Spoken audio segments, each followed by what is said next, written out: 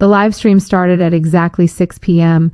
The notification appeared on her phone before she even wanted it to. Arav and Mira, wedding ceremony, live now. The thumbnail froze her, his smile, that same dimple she used to trace with her thumb when they were still them. For a long second, she just stared at the screen. Her heart knew she shouldn't open it, but her fingers didn't listen. Naina pressed play. The video loaded with soft wedding music in the background, gold decorations, laughter, flashes of camera lights. The comment section filled with hearts and blessings, thousands of people watching. But to her, the world shrank into one small glowing rectangle in her trembling hands.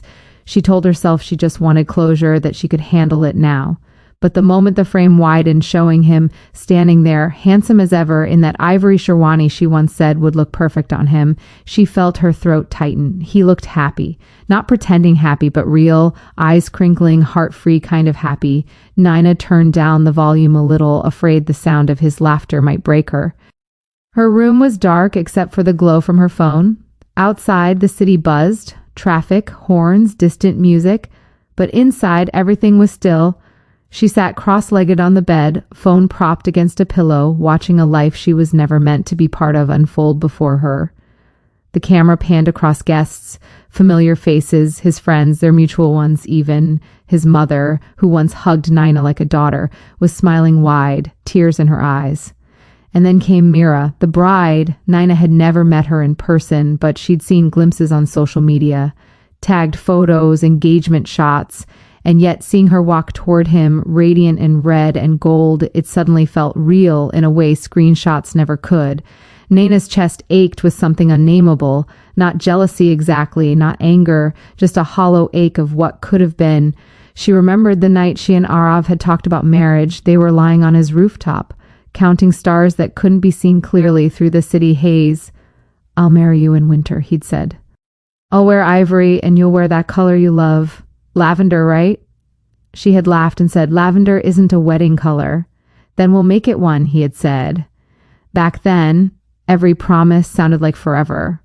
The video zoomed in on Arav adjusting his cufflinks, glancing sideways at the aisle. That small, nervous smile, the one he used to have right before he saw her, flickered across his face. Naina's vision blurred. She blinked hard, refusing to cry. "Not tonight." The chat flooded with comments. "Such a beautiful couple. They look perfect together. God bless them." She muted the chat. The world didn't need to echo what her heart already knew, that he was no longer hers to miss. Still, she couldn't look away. She watched him fold his hands before the priest, watched Mira join him, their fingers brushing for the first time as husband and wife. The guests clapped, the music swelled, and Naina sat there, breathing shallowly, remembering another kind of touch, quiet, unplanned, when he used to reach for her hand in the middle of a crowded street just because. Her phone buzzed. A new message. From Ria, her best friend. "Ria, please tell me you're not watching it. Naina, I just wanted to see him happy. Ria, you don't have to do this to yourself. Naina, it's okay. It's the last time." She sent the message and turned her phone back to the live stream. The vows had begun. The priest spoke of love and promises, of new beginnings and shared journeys. Arav repeated every word carefully, his voice clear and certain. When he said, "I promise to always be by your side," something inside Naina gave way, quietly, like the sound of glass cracking under too much pressure. She paused the video. The image froze. Arav looking at Mira with that same softness he once reserved for her. Her eyes burned. She pressed the screen until it went black, her reflection staring back at her, tired, tearful, small. It wasn't anger she felt, it was absence, like realizing a song you loved has ended and you didn't notice when she stood up, pacing slowly, trying to steady her breathing. The walls of her apartment felt tighter than ever. The sound of rain started outside, slow, uncertain drops. When she looked back at her phone, the stream had continued without her. The live timer read 2:14:56. The couple was walking out now, hand in hand, flower petals raining over them. Naina pressed play again. She didn't know why. Maybe because this was the only way to finally say goodbye. As Arav and Mira reached the car, he turned for a moment, maybe toward the camera, maybe just to wave at someone, and smiled. For one fragile second, it almost looked like he was smiling at her. She smiled back, whispering to no one, "You did it, you're happy." And then the video ended. Silence filled the room. Nina sat there, phone still in her lap, feeling the weight of 100 memories pressing against her chest. The first coffee they shared, the fight that ended everything, the last message she never replied to. It was a small argument back then, over something stupid, plans, timing, priorities, but behind it was something deeper. Neither of them said out loud she wanted more, he wasn't ready. He had dreams to chase, a life to build, and somewhere in between they lost each other. She had waited for weeks, then months, but time doesn't pause for love. It just moves on quietly until one day it stops hurting, or at least you learn how to hide the hurt. And now, a year later, here she was watching his wedding like a stranger.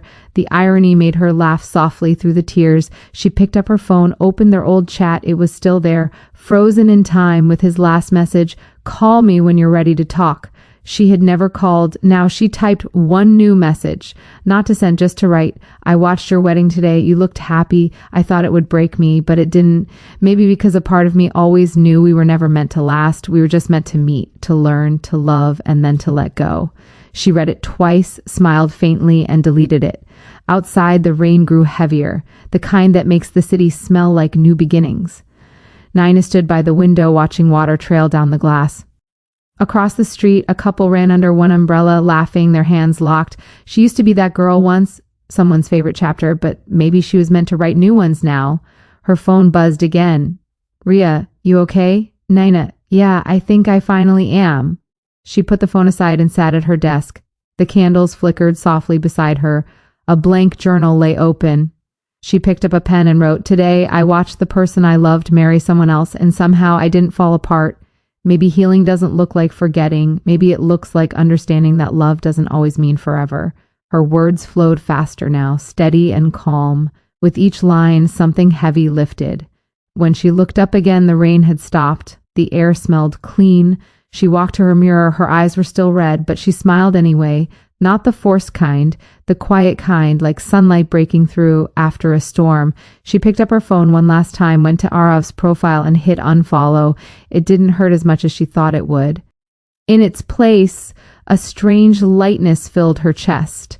She opened her music app and played an old favorite, one that used to remind her of him. It still did, but differently now. It wasn't about him anymore. It was about her, about surviving, feeling, forgiving. She closed her eyes, letting the song fill the room, swaying slightly, the faint rhythm syncing with her heartbeat. She remembered how once she thought love was supposed to last forever. Now she realized sometimes love's only job is to teach you how to return to yourself. Hours later, she was lying on her bed, the room quiet except for the soft hum of the ceiling fan. Her phone was still beside her, the black screen reflecting her calm face in another part of the city. Arav might still be celebrating, laughing, dancing, surrounded by people who loved him. And she was okay with that, truly okay. She whispered into the silence, not for him to hear, but for herself. "I hope she loves you the way I wanted to. And I hope I learned to love myself the way you couldn't." Her words faded into the night. For the first time in a long time, sleep came easily. The phone, still glowing faintly on her nightstand, showed one last frame. Live video ended. But in her heart, something new had just begun.